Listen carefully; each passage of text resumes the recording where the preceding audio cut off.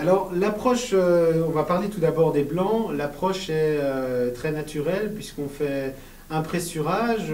Dès que la maturité des raisins nous paraît adéquate, on fait très attention à la maturité des pépins et des peaux sur les blancs.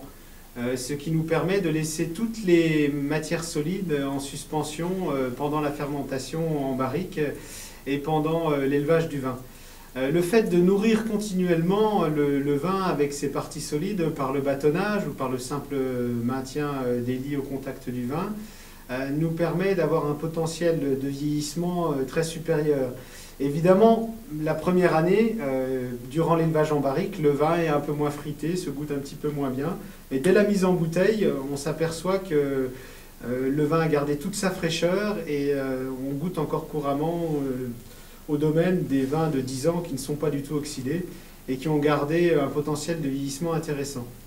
En fait, ce qui est important dans la vinification en blanc, c'est de préserver les particules solides le plus longtemps possible, à telle enseigne que nous ne collons plus et nous filtrons pratiquement pas.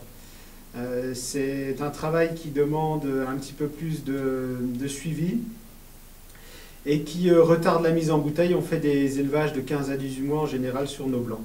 Un an en fût et 5 à 6 mois en cuve.